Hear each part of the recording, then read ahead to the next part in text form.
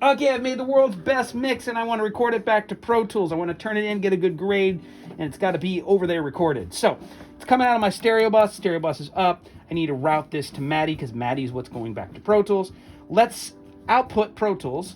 Let's output this mix. I'm going to select the mix. I'm going to home key, and I'm going to find my output routing for the stereo bus, right? Stereo left. Select it.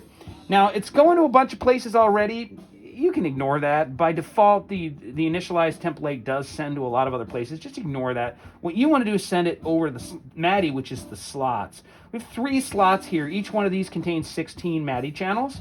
Slot 1 is 1 through 16. Slot 2 is MADI channels 17 through 32. And slot 3 is MADI channels 33 through 48.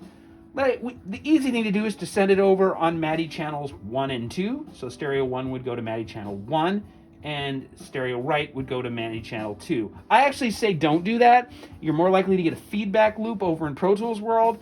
So I don't patch it to 1 and 2. I pick something else. Easy thing to do here would be say stereo left, send it over on MADI channel 3, and stereo right on MADI channel 4. So now I've got MADI on these 2. Of course, you can see the mix dancing on the meters. The cable is going over there to Pro Tools. I know that's already working. So I'm going to make a track here to record. Click where you want it, whatever track you click on, and you make a new track. Oop, I just deleted the freaking vocal. You don't care about that. Vocal's useless anyway. Let's make a track below this Rhodes track here, and I go track new, which is Command Shift N, opens up the new track dialog. You're going to make a stereo track. It's a stereo mix. Don't forget it's stereo. Create it. Boom. It's made it down below here. Let's do the right thing and name it. You should always name your tracks. Audio 1 is not an acceptable name. It's confusing. Don't know what it is. So we'll name it. The assignment mix lab 1.fergus.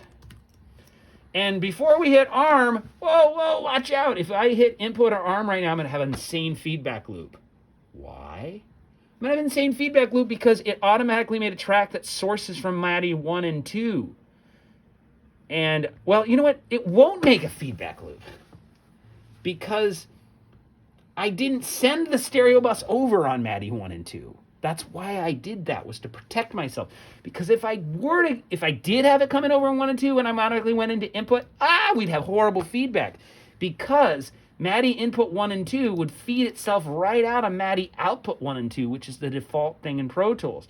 And MADI output 1 and 2, we currently have feeding to the kick drum inputs. And you always make your kick drum really loud in the mix. So you would have your output feeding your input in infinite loop and squealing speakers. So what this does is it reminds me to go, oh, Eric, you're going to have a feedback loop. Let's protect myself. Let's mute it. Let's turn it down. Now I won't get a feedback loop, because I've turned it down and muted it. And now I can go up here and say, please source from MADI 3 and 4, which is my real inputs that I bust on the CL. Now I can input and arm the track, press play, and see my mix coming in. Of course, you got to record it, but you'll, in the end, have it on this track down here for export to Google Drive or whatever, which I can show you on another video.